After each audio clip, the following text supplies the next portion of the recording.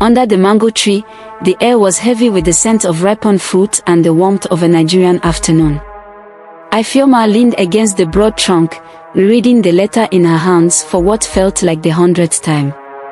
The words were still there, unchanged: scholarship awarded to study at King's College London. She had always dreamed of this moment, imagining it as the culmination of years of hard work. But now, with the paper in her hands, it felt as though the weight of the world rested on her shoulders. Beside her, Chinedu was crouched by the stream, idly skipping stones across the water. He glanced up, his curious eyes catching her smile, a mixture of joy and something bittersweet. "What's in the letter?" he asked, his voice light, though he already sensed its importance. Ifeoma hesitated. She had practiced this conversation in her head countless times, but now the words caught in her throat. Finally, she stood and walked over to him, handing him the letter. His brow furrowed as he read, and then his face softened with a mix of pride and sadness. "You did it," he said quietly, standing up and facing her. "I always knew you would." She nodded, her heart pounding. "But it means leaving everything behind." "Leaving you?"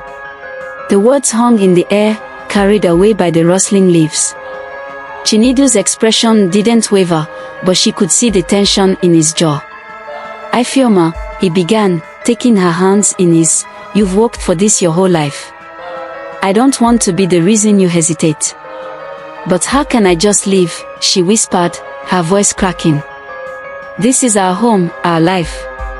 I love you. And I love you," he said firmly. "But you've always told me that your dream was to study abroad, to make a difference. If you don't take this chance, you'll regret it. And I couldn't live with myself knowing I held you back." The conviction in his words was undeniable, yet Ifeoma could see the flicker of pain in his eyes. She wrapped her arms around him, burying her face in his shoulder. The warmth of his embrace was comforting, but it couldn't erase the uncertainty that gnawed at her. The days that followed were a blur of conflicting emotions.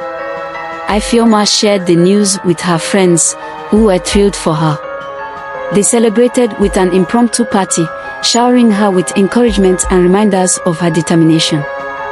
"This is your moment," her best friend, Amoka, said, raising a glass.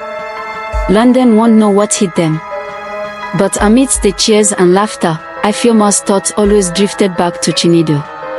He had been her anchor through so many storms, the person who saw her potential even when she doubted herself. How could she choose between him and her dreams? At night, she found herself staring at the ceiling, replaying their conversations. His words haunted her: "You need to go. You deserve this."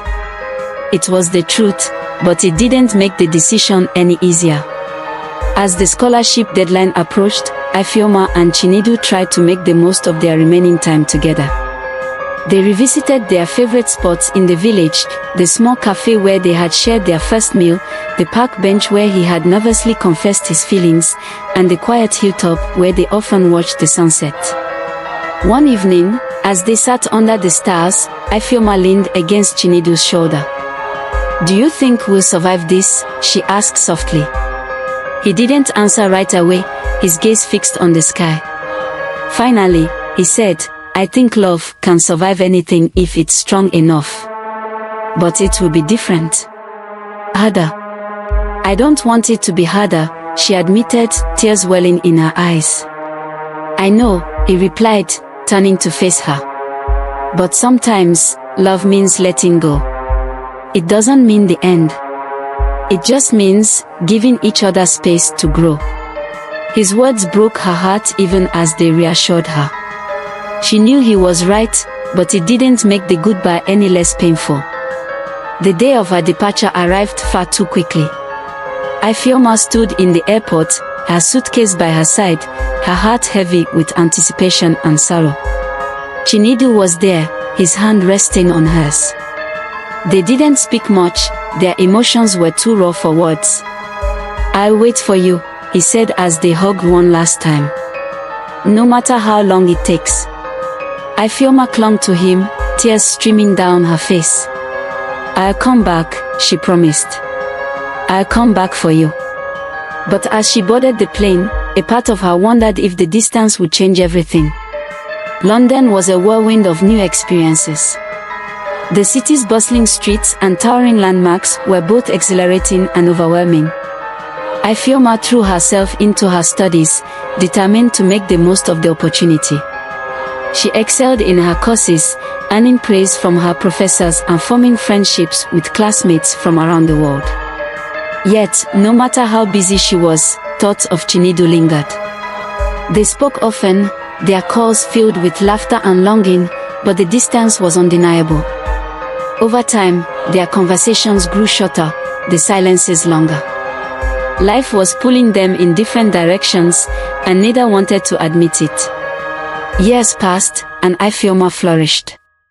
She graduated at the top of her class, securing a prestigious position with an international development organization.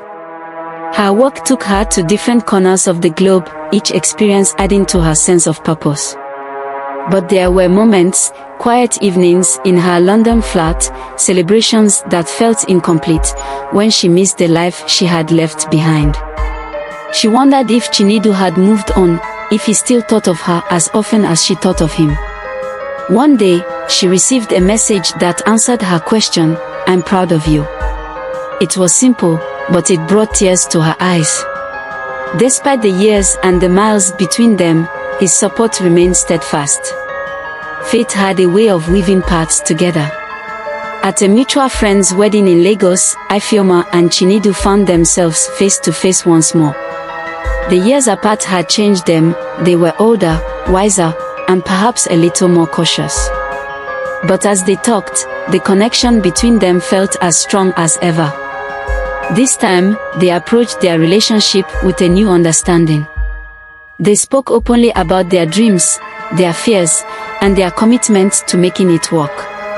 Chinedu's proposal, under the stars in Zanzibar, was a moment of pure joy, a testament to their enduring love.